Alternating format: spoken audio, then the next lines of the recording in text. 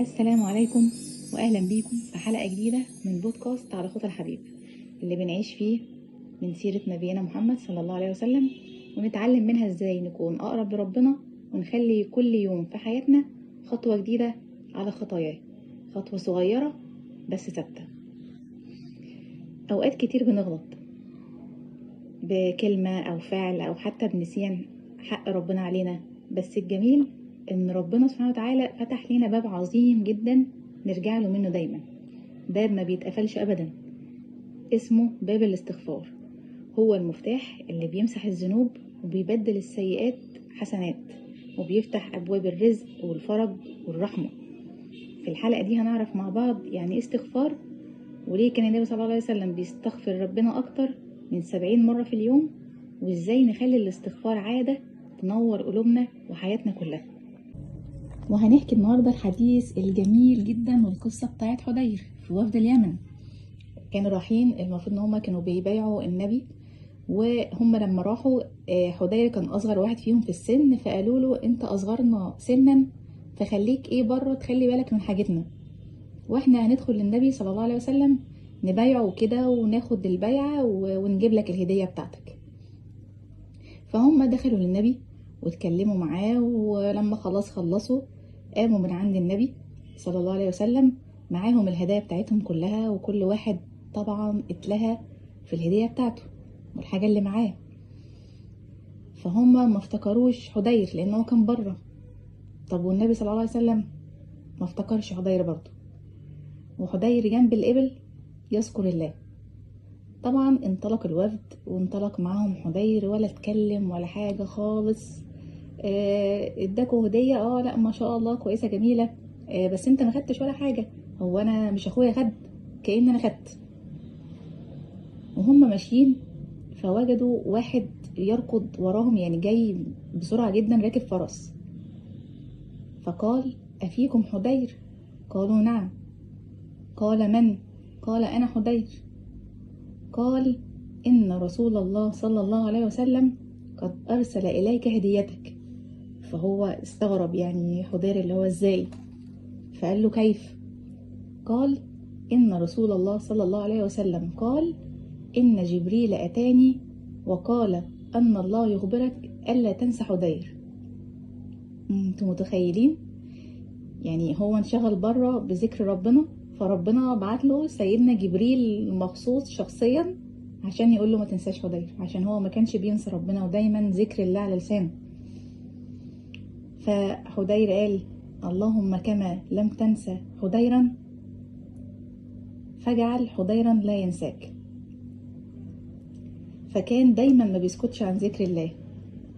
وكان في مقولة تانية المفروض ان هو قالها، اللي هو ذكرني ربي فكيف انساه بعد اليوم. يعني انتوا مش متخيلين الجمال. وطبعا الاذكار، يعني مثلا سبحان الله، يعني تنزه الله عن كل نقص. يعني سيدنا محمد صلى الله عليه وسلم قال من قال سبحان الله وبحمده حطت خطاياه وإن كانت مثل زبد البحر. يعني تخيل كل مرة هتقوليها ذنوبك بتتغسل. الحمد لله، يعني شكر لله على كل نعمة. وسيدنا محمد برضو صلى الله عليه وسلم قال الطهور شطر الإيمان والحمد لله تملأ الميزان. يعني مفيش أجمل من كده. لا إله إلا الله طبعا دي أعظم كلمة قالها بشر. يعني سيدنا محمد قال أفضل الذكر لا إله إلا الله، كلمة بتفتح لك أصلا أبواب الجنة وبتغفر لك الذنوب. الله أكبر تذكير إن ربنا أكبر من همنا وأعظم من مشاكلنا كلها. وكمان في طبعا حديث اللي كلنا عارفينه، سيدنا محمد صلى الله عليه وسلم قالوا كلمتان خفيفتان على اللسان ثقيلتان في الميزان حبيبتان إلى الرحمن سبحان الله وبحمده سبحان الله العظيم. وطبعا استغفر الله دي مفتاح الرزق والمغفرة وكل حاجة.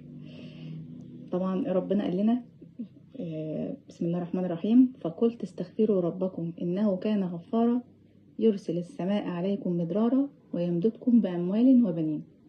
يعني كل استغفار بيفتح لك أبواب رزق وبركة. وطبعا اللهم صل وسلم وبارك على سيدنا محمد، كل صلاة عليه صلى الله عليه وسلم بترجع لك ب10. سيدنا محمد قال من صلى علي صلاة صلى الله عليه بها 10. يعني كل مرة هتصلي فيها على النبي ربنا بيذكرك عنده 10 مرات. واحنا عشان نحاول يعني هنقول شوية نصايح كده عشان يبقى عندنا دايما ورد من الذكر طول اليوم. ان انت ممكن مثلا تخلي عندك ركن كده للذكر في اليوم، حتى لو دقيقتين مثلا بعد الفجر، او مثلا خلي السبحة في ايدينا طول الوقت، عشان اول ما نشوفها اكيد تلقائي هنفتكر ان احنا عايزين نكمل. ونعلم ولادنا الذكر بطريقة حلوة كده خفيفة ظريفة، يعني كل مرة يقولوا ذكر واحكي لهم مثلا عنه قصة، وده ان شاء الله هنعمله بعد كده في حلقات تانية، ونحكي لهم قصة عنه ونحكي لهم فضل الذكر ده ايه. وطبعا وقت الزعل والقلق هنقول لهم مثلا انت المفروض تيجي تقول لا حول ولا قوة الا بالله، وتراقب الفرق كده في قلبك، هو هيحس. اما بالنسبة لنا احنا ممكن قبل النوم، دي برضو حاجة مهمة، ان احنا نختم يومنا دايما ب 33 سبحان الله، 33 الحمد لله، 34 الله اكبر. وطبعا كل ما نزود بعد كده على مدار اليوم طبعا احسن بكتير طبعا. الخلاصة ان الذكر مش كلمات بتتقال، يعني ده حب كده واشتياق وطمأنينة بتروي قلوبنا كلنا. فدايما خلي لساننا دايما رطب بذكر ربنا، وصدقوني كل مرة هتقول سبحان الله هتلاقي طريقك نور في الدنيا وفي الآخرة. وبكده خلصت حلقتنا النهاردة. كنت معاكم أنا مي في بودكاست على خطى الحبيب، واستنوني في حلقة جديدة، وحافظوا على قلوبكم عامرة بذكر الله.